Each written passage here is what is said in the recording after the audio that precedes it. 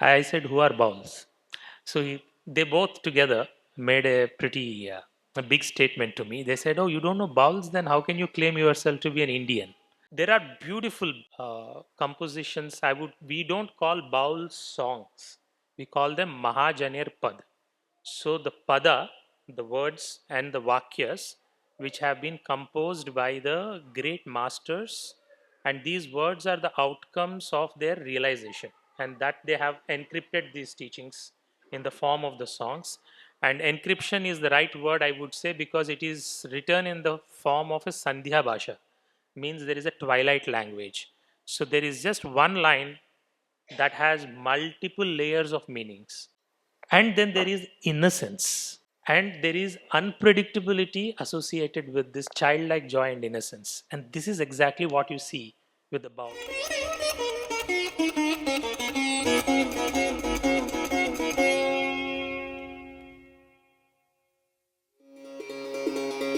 ॐ श्री श्री গুরুপদ ভরসা মন্ত্রসা নিতাই প্রেমানন্দে গৌর হরি হরি বল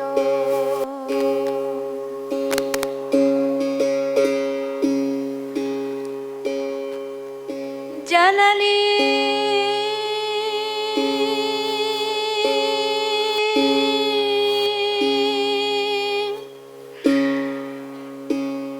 पदपङ्कजं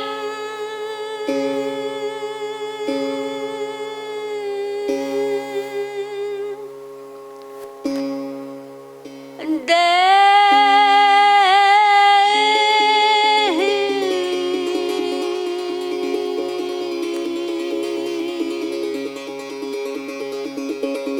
शरणा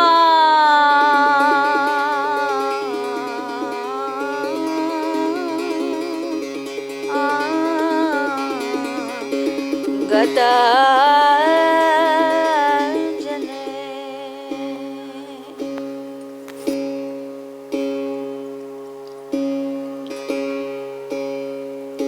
कृपा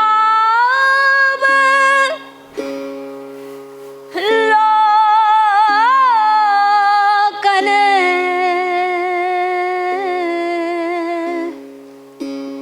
तारिणी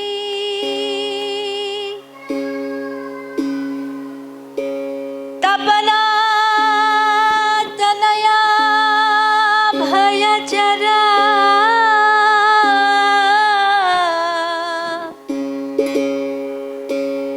बारिणी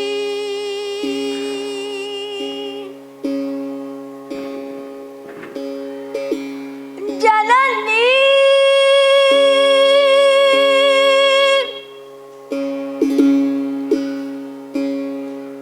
जननी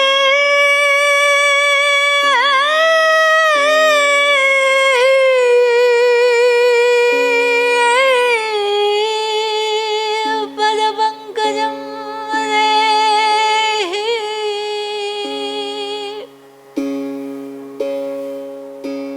देहि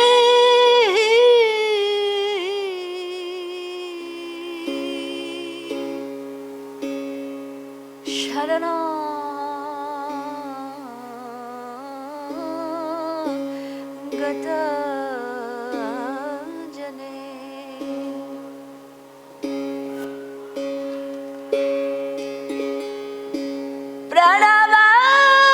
प्रणवरूपिणी स्वरा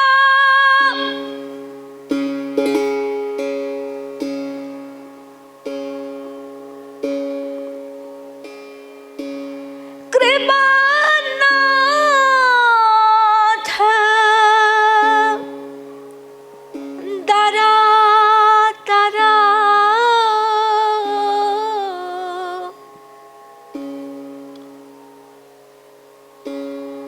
भव परावारा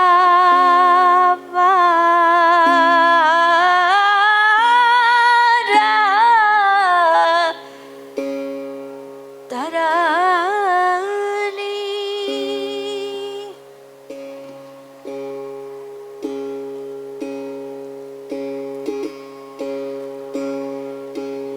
भव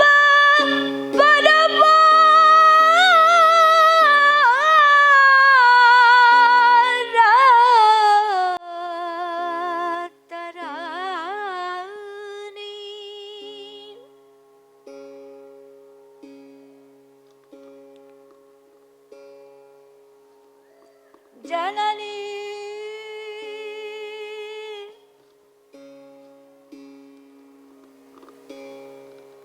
जननी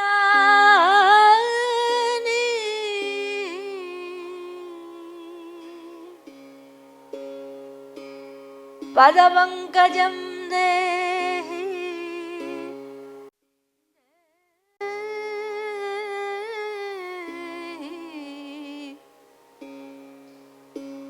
शरणागत जने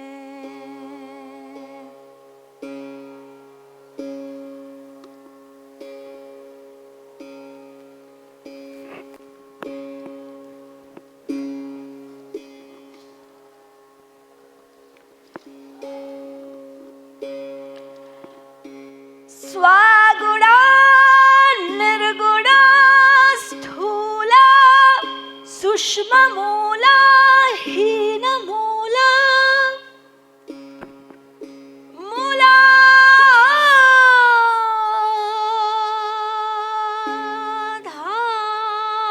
मूलाधारा पुरुषा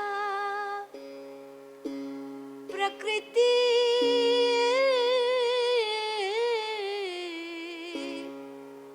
रूपिणी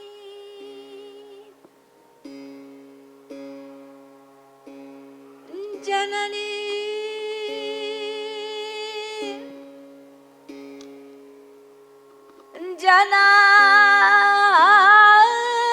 जनानि पदपङ्कजं देहि देहि देहि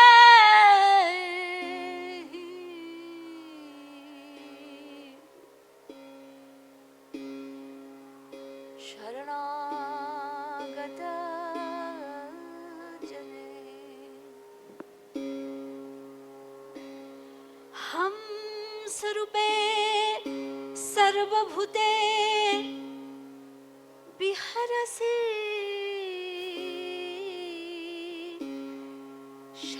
शैलसूते उत्पत्ति प्रलय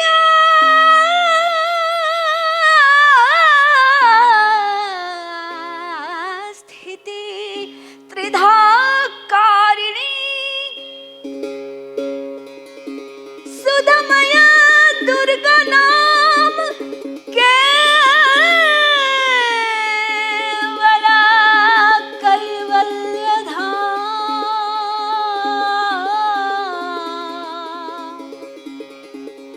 अज्ञाने जडित जय प्राणी जननी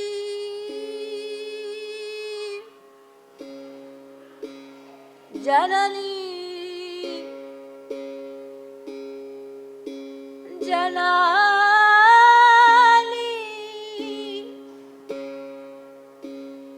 जननी पदपङ्कजं देहि देहि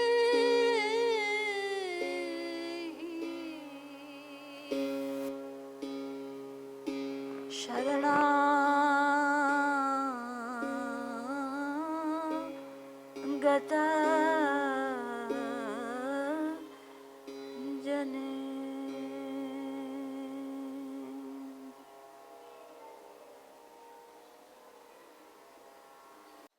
Way back 10 years ago, in 2012, is the first time I met Parvati ji on my birthday. And we know the extraordinary emphasis and importance that mother attaches to the birthdays. How that is the day of you are in a great state of receptivity. So I received her presence on that day, and we hardly had any conversation or possibility to discuss exactly what we are going to do here.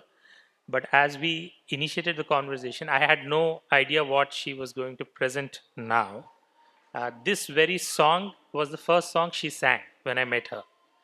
So this was way back in 2012, and we both had common friends from Auroville. And one is a very dear friend Aurelio from Swaram, those of you who are familiar with Auroville. And then another very dear friend, Jyoti. So one is, so to speak, one is from Austria, one is from Japan, and and Jyoti was organizing an event called One Asia, where he had a vision of bringing the Asian spiritual and religious and cultural context together on a single platform. So in Delhi, he wanted to do that, and he invited me to be a volunteer. In the context, he mentioned we are also inviting bowls. I said, "Who are bowls?" So they both together made a big statement to me. They said, "Oh, you don't know bowls? Then how can you claim yourself to be an Indian?" I said, "Oh, okay, this is a big thing." So I went back and I did what every intelligent, sentient being, walking on two legs does. I went and Googled, and I figured out there is a YouTube video that comes of Parvati ji singing in Auroville. She did some performances in Auroville. So it's all very intricately, tightly knit by mother, you see. Um, and then, of course, we all know what happens after listening to her, what you have also experienced yesterday, and that stays with you. And just wait for it to still, take a full fruition and explode in your heart. That's what happens over the period of time, because there is a very strong Shakti of devotion. And so, upon further reflections on my own journey and having an association with Parvati ji, ever since I had an opportunity to do seva for the vision that she upholds, that is given to us by our Param Guru, Sri Sanatan Das Baul. And there are many, many overlapping, intricate connections between Sri Aurobindo's Purna Yoga and the Baul path in its own way. One of the biggest names that comes to my mind in this context is Sri Anirvan, who was at some point in time very deeply connected with Sri Aurobindo's yoga. Then he became a a saint of, and he lived in Almora for a long time, and then he did his sadhana, and he wrote his letters as Baul. So there is a lot of overlap there. There are beautiful, beautiful compositions. We don't call Baul songs, we call them Mahajanir Pad. So the pada, the words and the vakyas, which have been composed by the great masters, and these words are the outcomes of their realization, and that they have encrypted these teachings in the form of the songs. And encryption is the right word, I would say, because it is written in the form of a sandhya bhasha, means there is a twilight language. So there is just one line that has multiple layers of meanings. The more, the deeper your sadhana, the more access you have for your depth of that meaning. So, but at the same time, it will nourish everybody at every level, wherever we are at that point in time in our journey where we stand. So, coming to Chaitya Purusha itself, or the psychic being, my own journey of into Sri Aurobindo's world was when I started reading essays on Gita, and I picked up this book from my father's library, and I had no clue. I did not have much idea about who Sri Aurobindo is, and when I started reading about his, obviously, you won't understand anything just if I'm a 21-year-old or a 20-year-old, youngster just reading Sri Aurobindo. Even now, people feel quite overwhelmed with that. But for some mysterious reason, I did not give up reading, though I was not understanding nothing absolutely in there. So who held my interest is also on the other side. I have no idea how my interest was held into reading, continue to read this. And then one fine day, suddenly it started entering.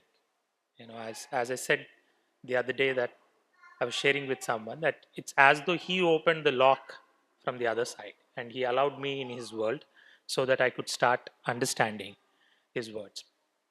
And but till then, my whole excitement was, oh, what a fantastic sentence. He can write a sentence between a full stop and another full stop. There can be 54 words. So that is the length of a sentence. So this is what I used to do most of the time: count how long is the sentence, and also figure out with a dictionary what does this word even mean, that sort of a thing. And but then one find it just became just absolutely seamless and easy, as though it was very much part of my being. It's important to talk about psychic being without understanding his overall vision to some extent. We would not locate the importance of psychic being in his own journey of the Purna Yoga. And then we should reflect it alongside with the traditional spiritual traditions of India for ancient thousands of thousands of years that we have had. Broadly, those of you who are already very familiar deeply into Sri Aurobindo, please excuse me, Sri Aurobindo studies, but I would just take an attempt here to give an insight into my own journey of discovering this. Is one of the most important emphasis that Sri Aurobindo brings in is an aspect of transformation. And we always like to hear the word, oh, life affirmative sadhana, which means we are not denying the life, but we are accepting and embracing it.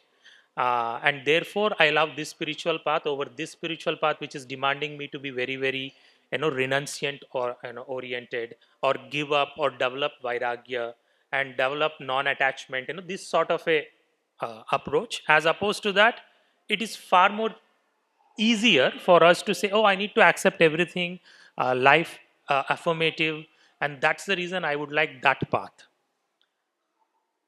But Sri Aurobindo is not giving such an easy way out of all this.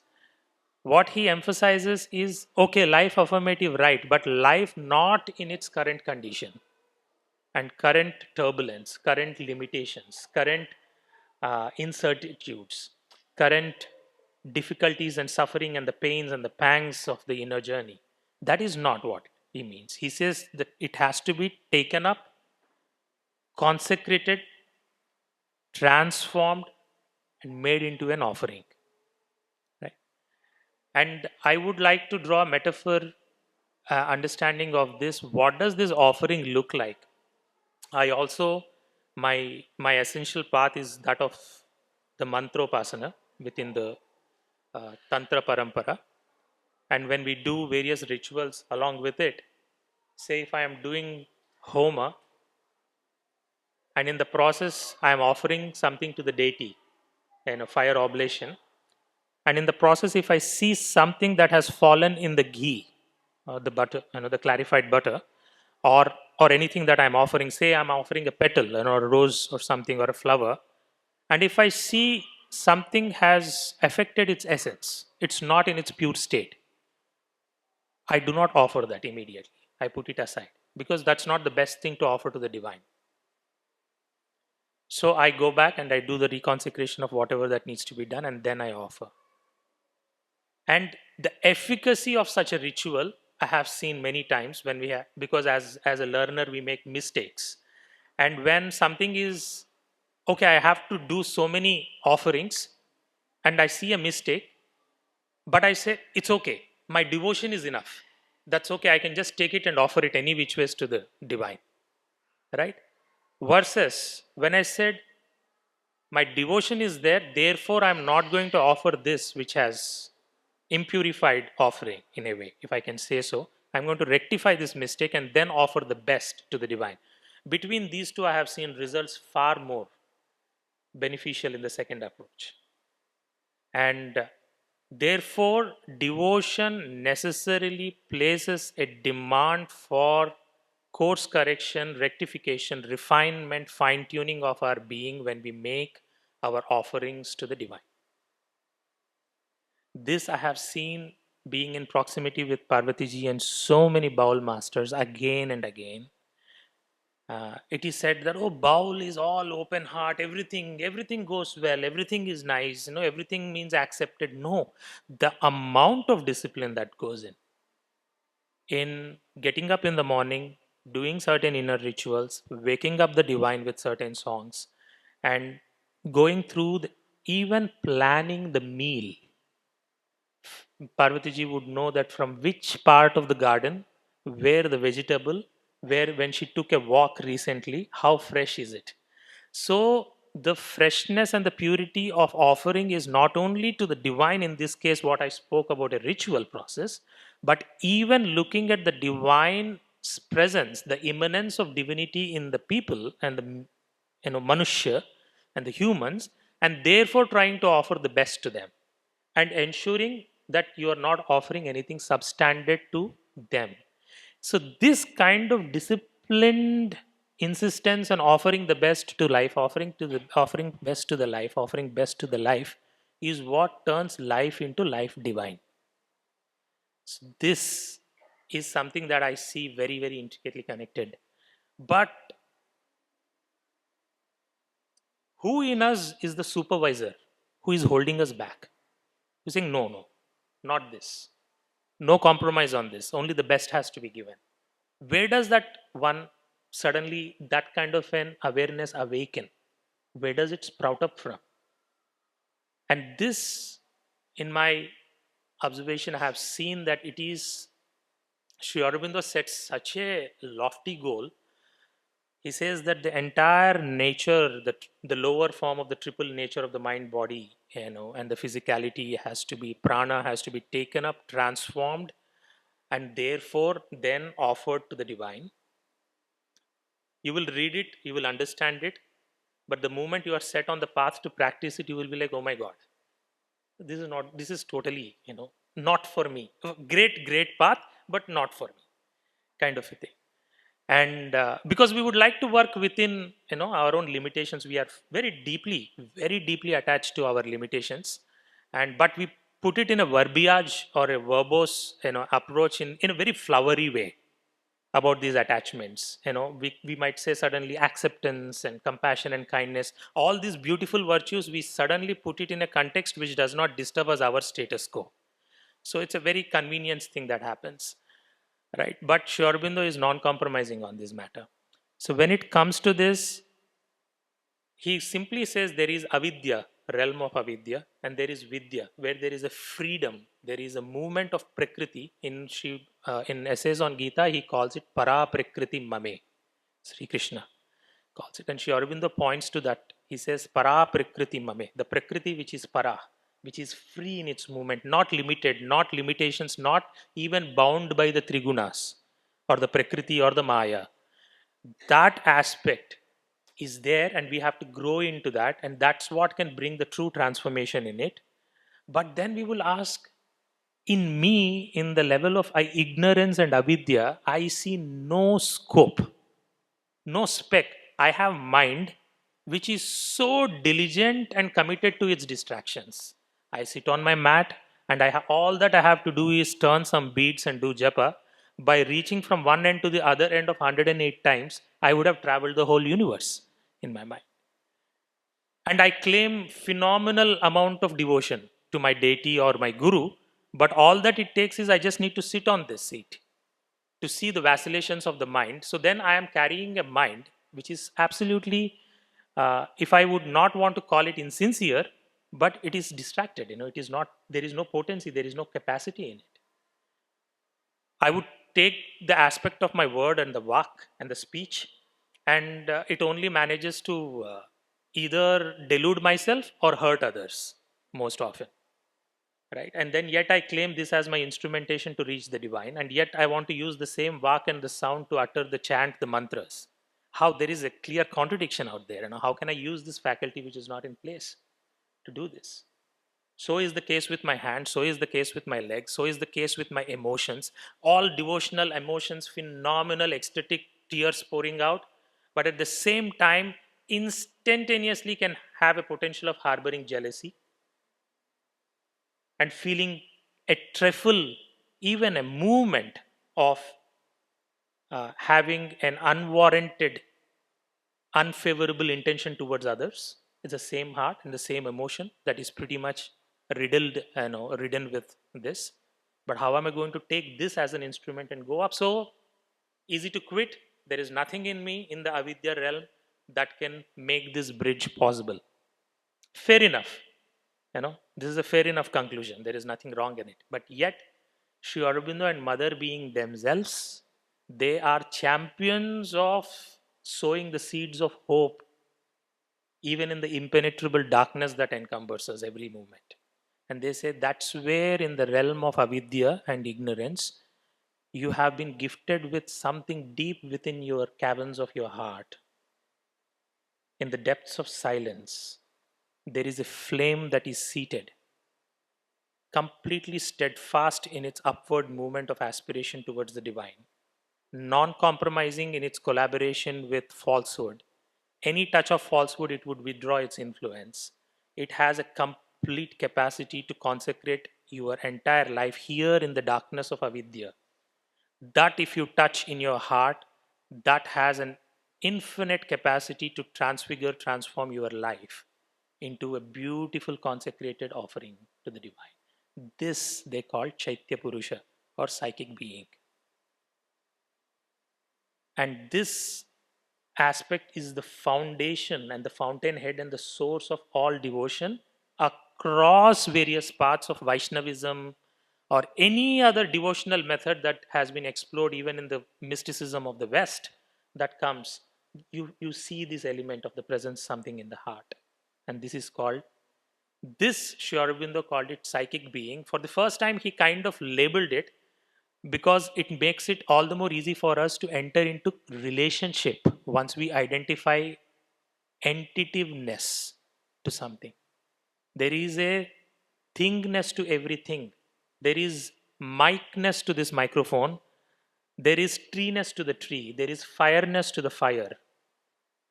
Right? There is breathness to the breath. There is that tattva of everything. And this aspect is truly a being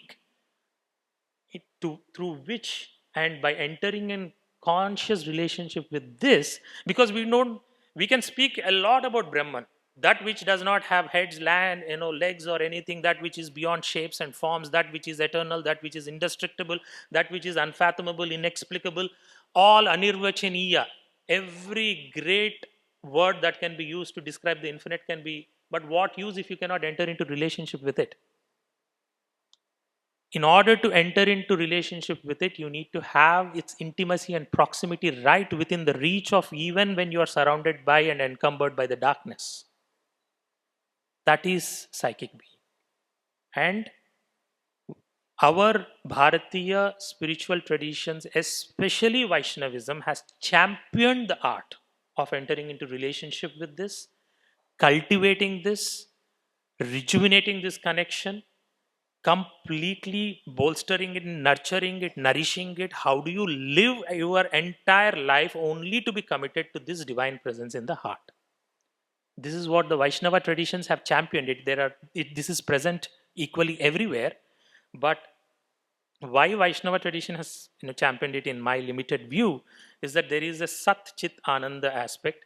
And you go to the Shaiva Paramparas, they are very Gnana oriented, solid presence. Who am I?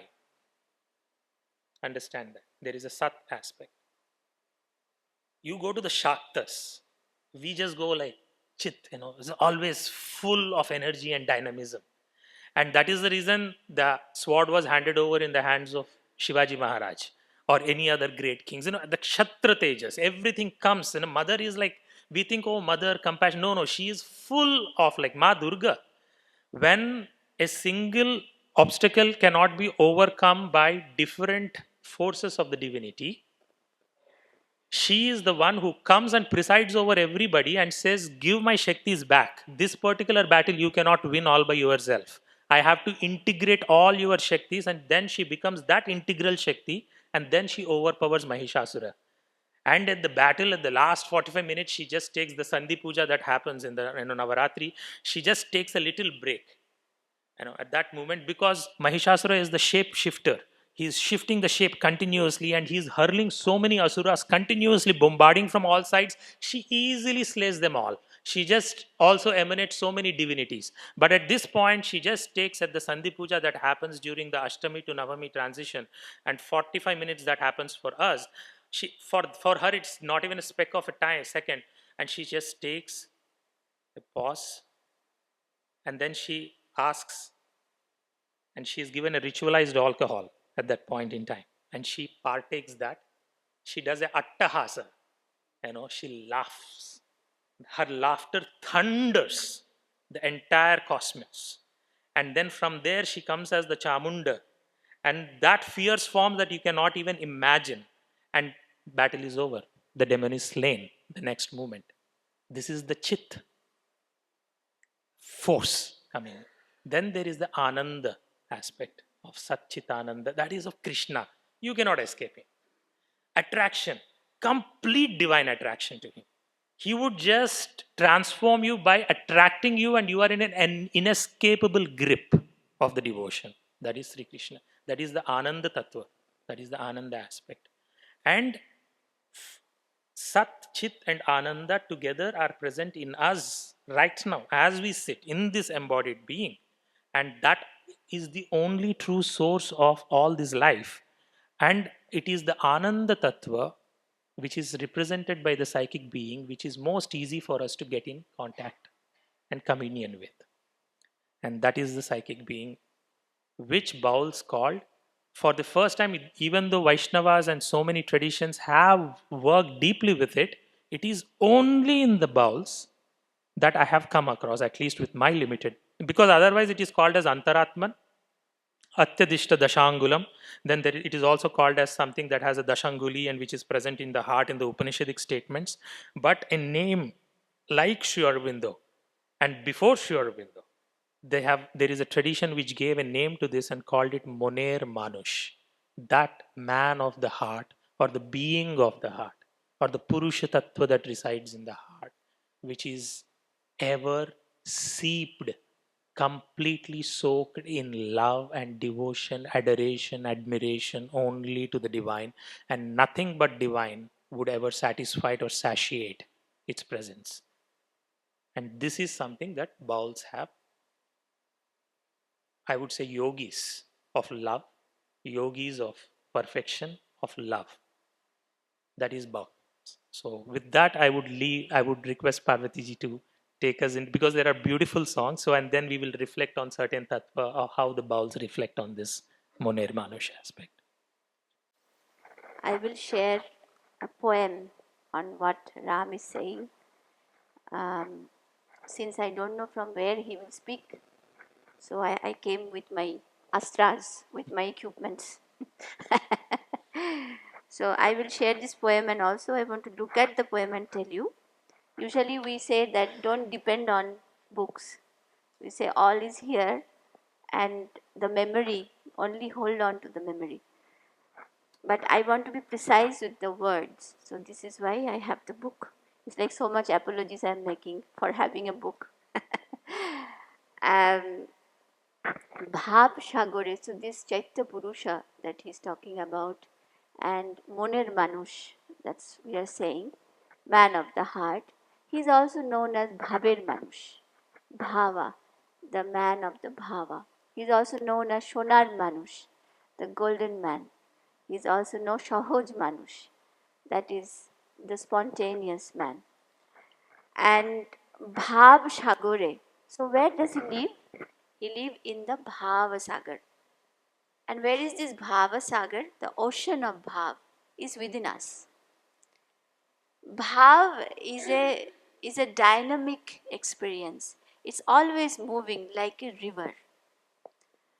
So we experience emotion as ordinary human beings.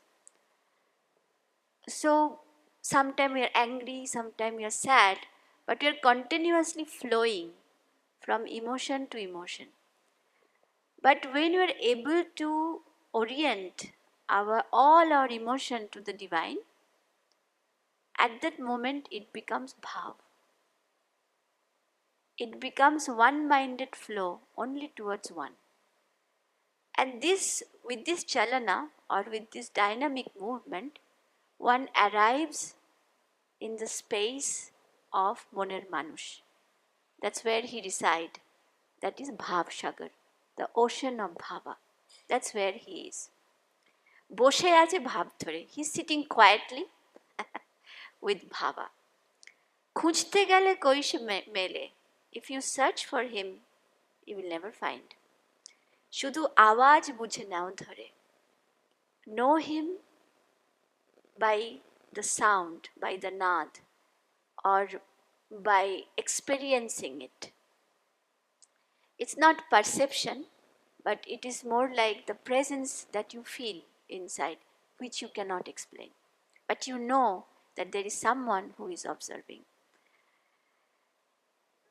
Bhaber manush alek lata. This manush of bhav, this moner manush, is like the Brahma Kamal.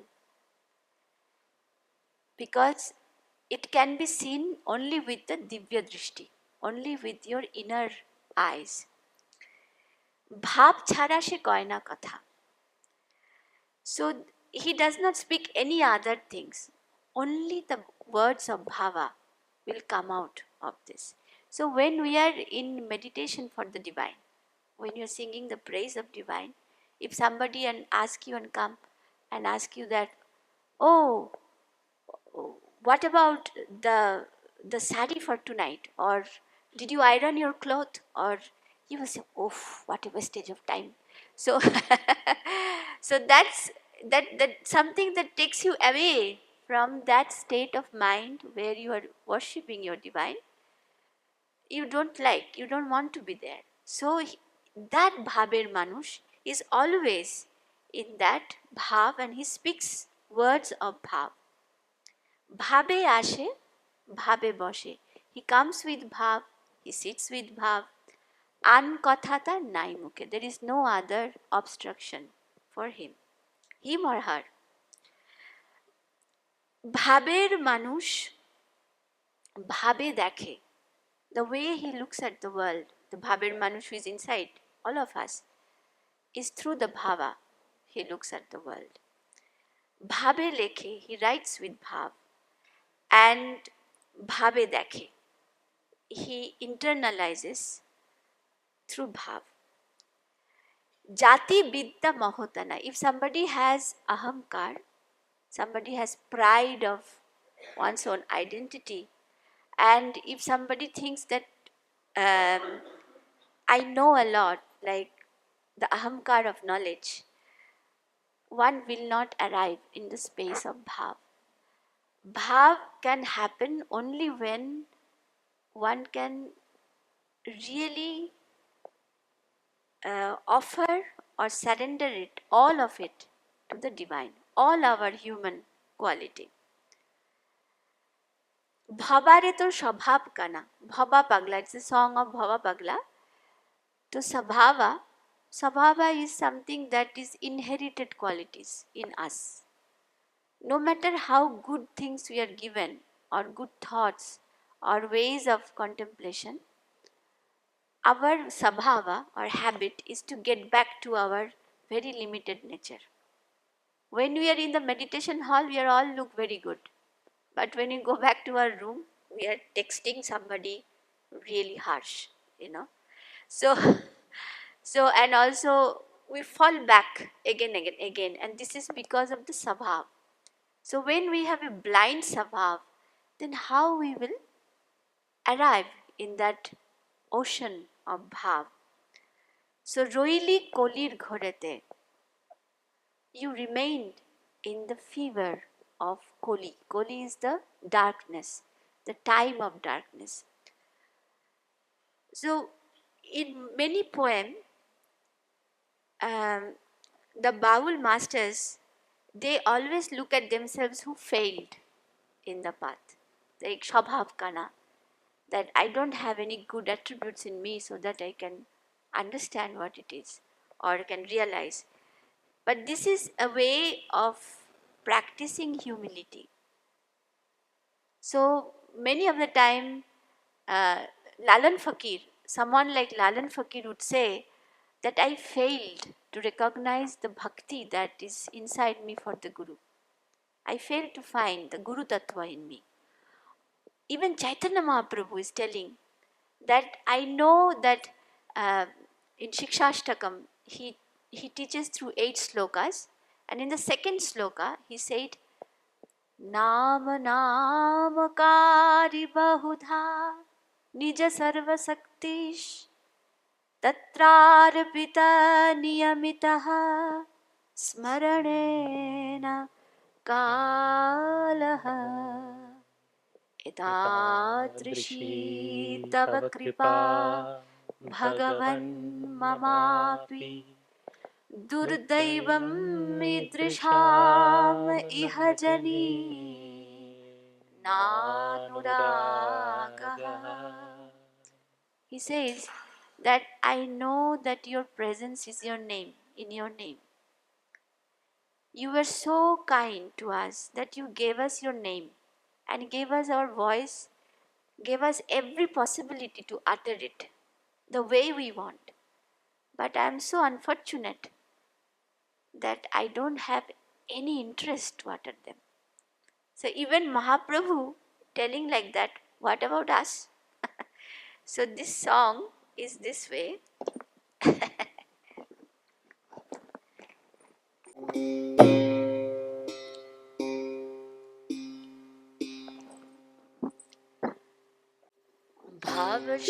ভাবসাগরে ভাবের মানুষ বসে আছে ভাব ধরে, ভাবসাগরে ভাবের মানুষ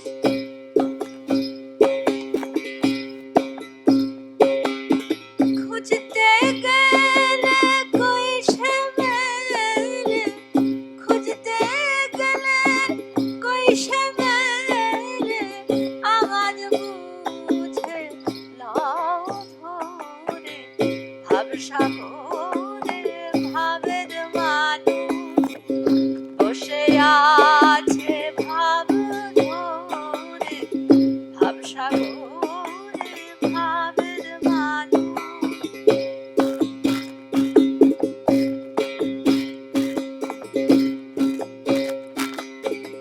ভাবে আসে ভাবে বসে,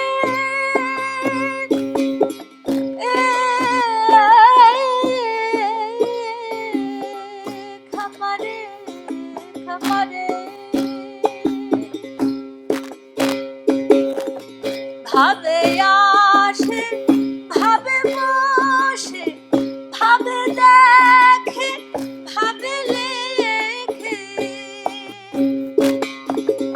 আর কথা তার নাই মুখে, খামারে আর কথা তার নাই মুখে, আছে সদা ভাবনে হারে, ভাবসাগরে ভাবের মানুষ বসে আছে ভাব ধরে, ভাবসাগরে ভাবের মানুষ বসে আছে ভাব ধরে। This verse comes from Rudrayamala. Rudrayamala is a very important text for Tantra. It says, Bhavena vidyate sarvam bhavena deva darshana. Bhavena paramam gnanam tasmad bhavavalambana. So when we are reflecting on Chaitya Purusha or the psychic being and the Bhav Nagare, everything in that song was about Bhava. And this is in Rudrayamala, this is when you are doing japa, when you are doing mantra sadhana, when you are doing any of the inner spiritual practices from the Tantrokta path. Usually we have a feeling, oh, Tantra means a lot of ritual, there is a lot of all that is there, but all that without the Bhava and the Bhavana. So I was just wondering what would be the right word for or a translation for Bhava. I don't find a single English phrase and a word which fits in easily. So I called it more of meditating with devotion is Bhavana. So this particular verse meaning is, it is by meditating with devotion one gets everything. By meditating thus, one gets darshan of the deity or the Daiva. By meditating thus, one attains ultimate knowledge. Therefore, one should cling to this devotional meditation. You should literally cling. You should not let it go. And this is what would make it work. whatever sadhana without sans, bereft of this bhava and the bhavana, it's not going to take fruition. So, just to extend this thought, even in the mantra marga and the mantra a mantra, as some of you are also associated with Tantra Marga, and you would see that there is lakhs and lakhs of japa it can get into primarily. And one would ask, what is the need for this lakhs and lakhs of japa? That Sri Aurobindo himself says in the 3 ways of doing the japa, he says one is that of the heart nature, where you are getting in communion with the deity by the bridge of the devotion. By dint of devotion, you are making this communion, and then the mantra starts working when you chant with that and with a focus in your heart. And then you have another approach of focusing here, and then clearly seeing the cascade of the grace and the mantra itself pouring itself into you, and you're receiving it. And that is another way that the why a particular spiritual practice or the mantra itself would work. And then he says there is a third way, which is by repetition. You go on, on, on, and on, which, by the way, is not the method he prescribes for the integral path. And the Purna Yoga, he doesn't bring emphasis to this aspect, this approach. He would be more preferred to the first two aspects. But in the Tantrokta path, it gives a lot of importance to this path of doing lakhs and lakhs of japa. For instance, if there is a particular mantra which is of a 9-syllabled mantra, you are easily expected to do 9 lakhs of japa of that. And just because we are in Kali Yuga, we just add another 3 lakhs because of fantastic surroundings we have, and amazing inspirations we have, and distractions we have, and the number of mistakes we easily do, all that taken into consideration. That's how it works. So the Tantrokta path, what it does is it doesn't mince the words. It just simply says you might have feeling, you might have great this, but you cannot sustain it for too long. Therefore, the other roundabout way of doing it is go ahead, put your effort, be disciplined, sit and do this every day with this number of times. And then even Sri Aurobindo uses it, and then it suddenly opens the lock. This approach also opens the lock. The only thing he cautions is when you do your sadhana this way, if emotion or the right amount of bhava is not entering in this, it would settle down in a physical mind, just becoming an automated repetition and not necessarily causing any transformation. See, this is an important discernment one needs to have. And therefore, he brings the element of devotion and surrender and all of that comes in. Where do we get all of that? We will get from psychic being, even without asking once it is awakened. And it's beautiful that there are 52 pages only he writes in Synthesis of Yoga on the yoga of devotion, Sri Aurobindo. And then he discusses, this is one of the most prolific writings that I have personally come across on the devotional aspect and the path, where he's describing this, how does it feel?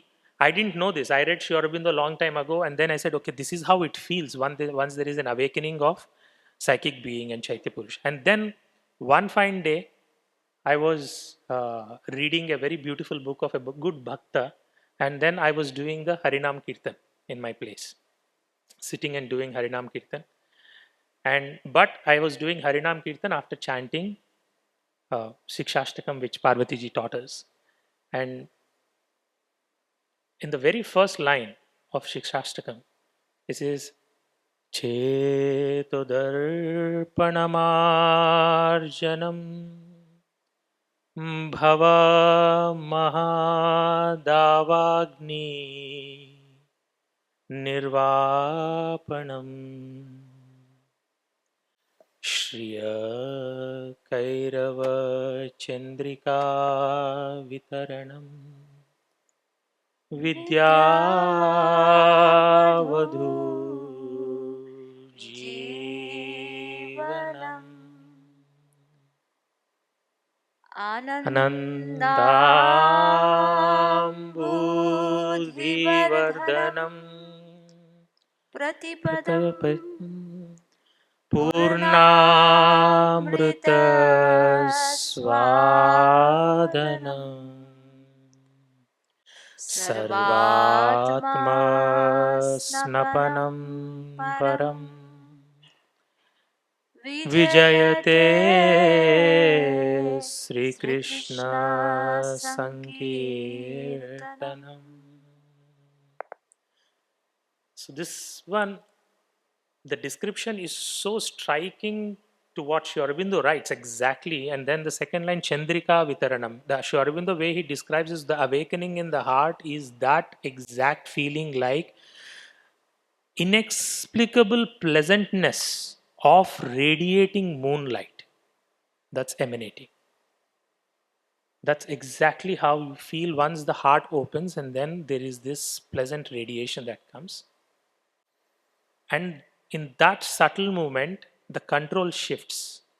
You are not in control of the emotion anymore. You are in the control of this emotion. This is not an emotion that is like any other, which comes from the surface being, where you are feeling emotional anger and everything. And so Sri Aurobindo says, what is this heart we are talking about? This is not the heart which is surface heart. This is not the heart which is surface emotions. This is something deep caverns of your heart. There is deep within there. There is stillness which can hold all these emotions. When you are in the grip of that emotion that's emanating from here, you just sit there helplessly, tears flowing out of your eyes in that ecstasy. And you cannot break this ecstasy. You just have to surrender to the movement for it to let you go and release you from this inexplicable joy, which you do not want to give up. It is that beautiful movement that goes on and plays on, right? So this is exactly the description that comes in Chaitanya, Sri Chaitanya Mahaprabhu Prabhu Shikshashtakam and Sri Aurobindo's description of it.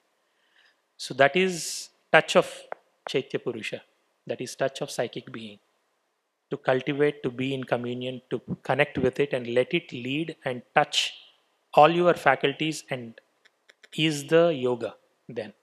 And that is what bowls do. And but bowls do it in a very beautiful way because Sri Aurobindo also uses two other attributes to this psychic being. One is it is full of joy. It is like bubbling with joy when it is there. So the childlike joy, absolutely, absolutely wide-eyed open to the world because it's seeing divine everywhere in the world.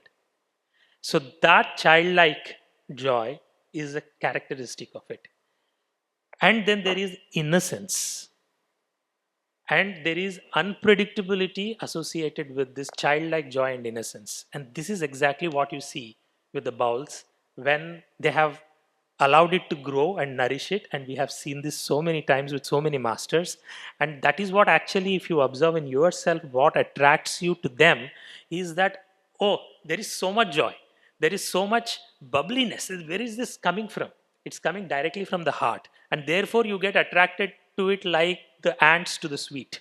You're moving even without you knowing it. And that sort of an attraction. This sort of an attraction force, where is it embodied in our spiritual thought? Sri Krishna. Fully. He just entices you like that, that you are irresistible in moving towards him. And this is what bowls do. And then at that right moment, you would see bowls are singing, dancing, playing instrument, and rhythm and movement. Everything is happening. If you are a classical singer, you have learned Carnatic classical or Hindustani classical or anything else or a structured Western classical music, you would think, okay, this is going to be followed by this note. But no, something else comes up. And sometimes you think, oh, there is going to be a word here, but no, suddenly bowls place a silence there. And then you think, oh, there is this complete divine rapture. We are in complete ecstasy. And then you think that the bowl would move to the left, but the bowl would move to the right immediately in this unpredictability because there is a sense of unconditionality that manifests physically, literally in this yoga of the bowls. That it becomes absolutely unpredictable. What are they going to do the next moment? And to this, they add the yogic dimension. And this unpredictability and this level of joy and ecstasy, they master how to integrate it into their life and sit as the yogis when it is needed. This is you know, got to see Sanatan Baba closely, and this is what we see him embody. At the age of 95, when I met him, and I could see that he was sitting in a mosquito net and drinking chai and looking at me through the net and talking to me and just was watching me. But every gesture of him was beautiful. Even if he was scratching his head through this monkey cap he was wearing on a winter, he was doing it with such movement, and the tea he was drinking. And not only that, the birds that were visiting him and the tree and the flowers that were out in the garden were very much resonating the same vibration of him completely. So here was the master whose physicality was not bound to his body anymore. It extended and completely enveloped the space. So this is the expansion. When once you learn through the yoga of holding so much joy and ecstasy in heart, then this physical manifestation becomes inevitable. All the yoga and the beauty comes across, and by mistake and by our fortune and our karma, we are in the vicinity of masters like that, and we partake it despite us, we partake it, and despite our shortcomings, we partake it, and despite ourselves, we are showered with this. So that is what psychic being and the Chaitya Purusha does. বাউলি শুদ্ধ অনুরাগের ভজন, the path of pure love. সে ভজন জানে কেবল অনুরাগী জন, the one who knows how to love, the lovers, they know this path. মেরে কামের ঘরে চাবি, lock the door to the room of desire. ও সে দেখে রূপের ছবি, sees the presence of this মনের মানুষ, the স্বরূপ within. করে সে অরূপ রূপে আস্বাদন, and then he finds that this Chaitya Purusha who is living inside is the manifestation everywhere. So he sees the reflection of the self in everything. That's why he is so joyful. রাগ মার্গে সে সদাই করে বসতি. He lives in the path of love. রাগ মার্গ, that is love. দশম দলে খেলা করে নীতি নীতি. He plays in the 10-petal lotus.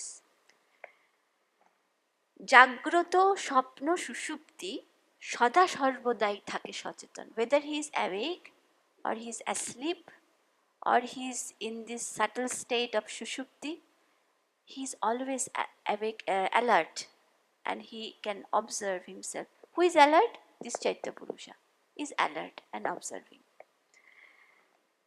সত্য রজ তম তিন গুণের পারে সহজ মানুষ সেথায় বিরাজ করে. Beyond the three gunas of sattva, rajas and tamas, this সহজ মানুষ, মনের মানুষ, he lives there. সে দারাদার শূন্য হৃদয়ে বিহরে. He lives in the heart that has stopped the coming and going. He lives in the heart that has stopped coming and going. আত্মায় আত্মা করে রমণ. The Atman, that is the Atma that is traveling, and the Atma who is always present, they unite in that moment. লাল জরদ সাদা কেটে গেছে বাধা. At the stage when sadhaka has crossed all the red, white and black, Roop Rosh Mati, all the yogas has been done. All তার গেছে মনের ধাঁধা, all the doubts of the mind cleared.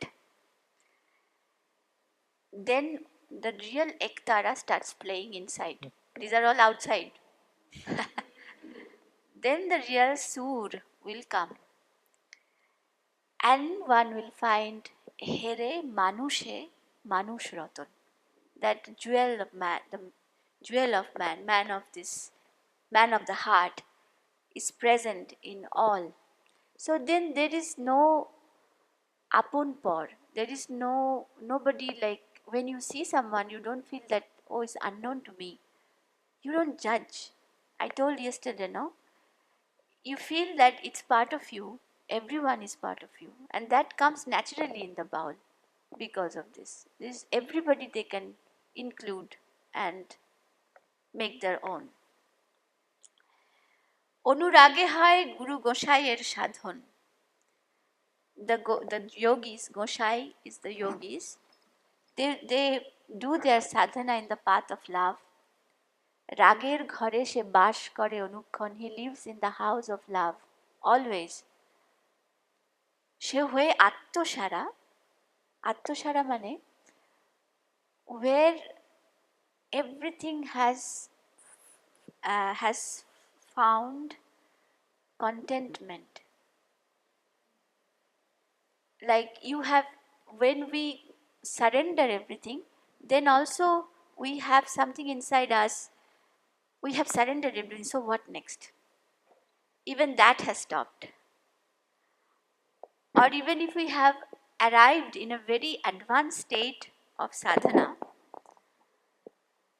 we think that how can I experience the fruit of the sadhana? What has happened to me? You want to compare, you want to observe, but even that is not there. Attoshara is done, and he is completely in joy of the divine. Doesn't matter what comes next. So, but this is not a path for an ordinary person. An ordinary person cannot follow this. She hoy sadhur karon. This is a path of the sadhu, of the sadhus, of the yogis. But it doesn't mean that we are ordinary and we cannot be yogis. That's absolutely wrong idea. Everybody can be. But if we can cultivate these qualities little by little in us, then one day we will find that we have become Attoshara.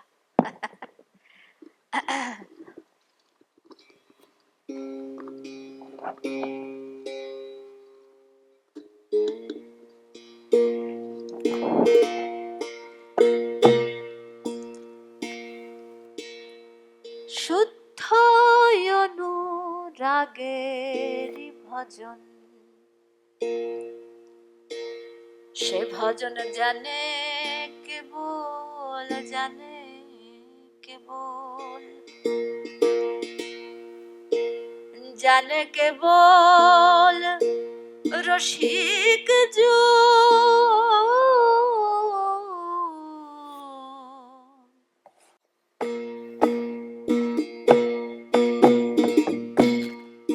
শুদ্ধ অনুরাগেরই ভজন,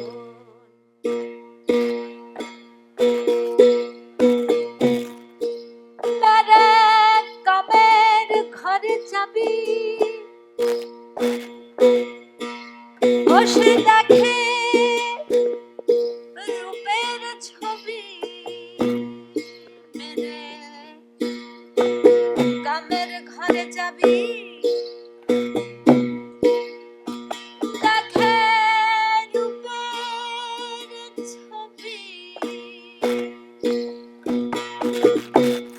করে সে অরূপ রূপে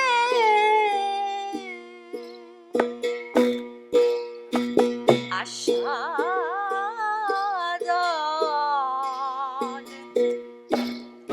শুদ্ধ অনুরাগেরই ভজন।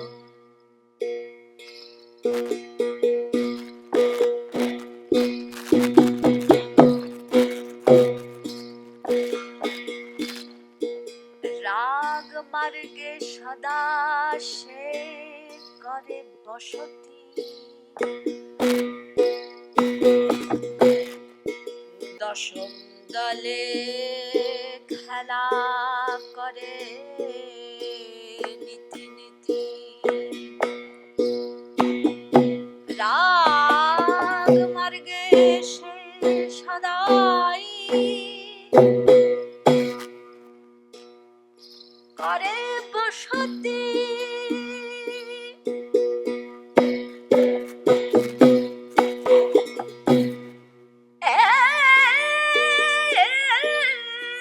দশম দলে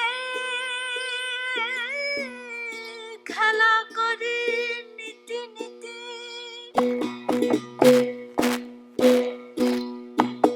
আসে জাগ্রত স্বপ্ন আর সুষুপ্তি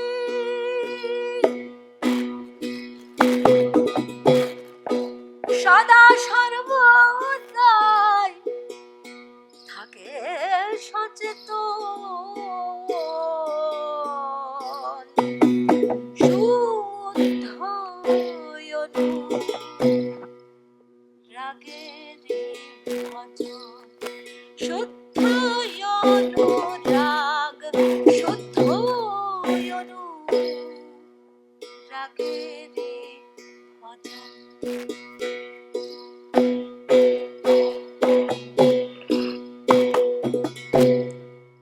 সত্য রজতম তিন গুণের পারে সহজ মানুষ সদা বিরাজ করে সে দারাদার শূন্য হৃদয়ে বিহারে দারাদার শূন্য হৃদয়ে বিহারে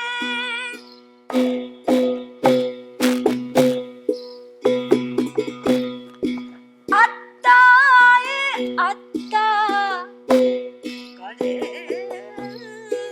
রমণ শুদ্ধ অনুরাগে ত্রিভজন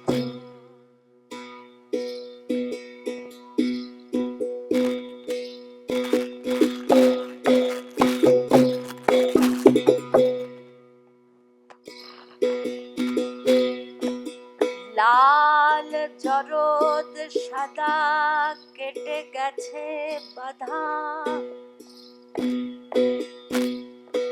রূপ রস মাটি হয়ে গেছে সাধা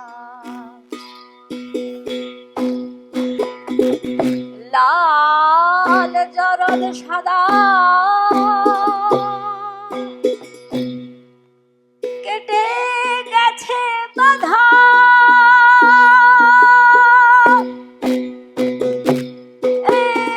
খবরে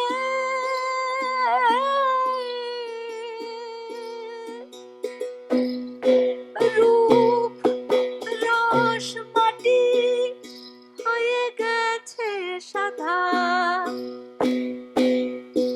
ও তারে কেটেছে মনের ধাঁধা একটি সুরে সাধা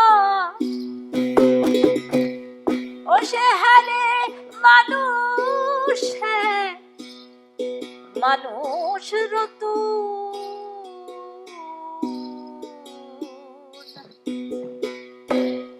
শুদ্ধ অনুরাগের ভজন সে ভজন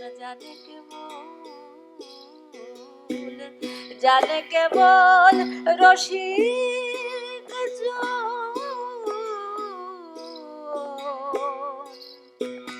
শুদ্ধ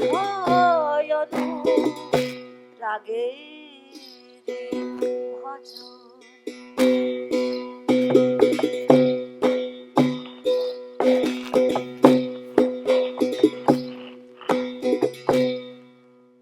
অনুরাগে হয় গুরু গোসাইয়ের সাধন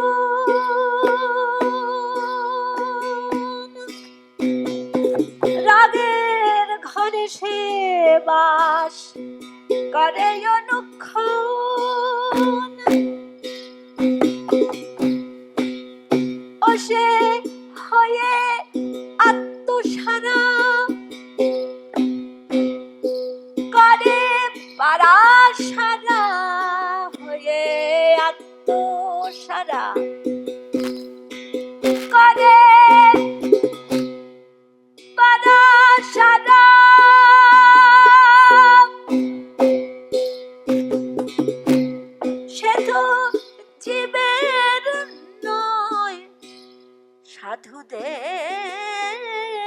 করুন শুদ্ধ অনুরাগ শুদ্ধ অনুরাগ শুদ্ধ অনুরাগে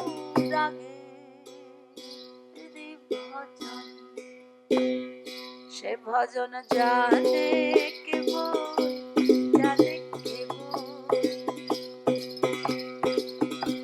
জানে কেবল রসিক জন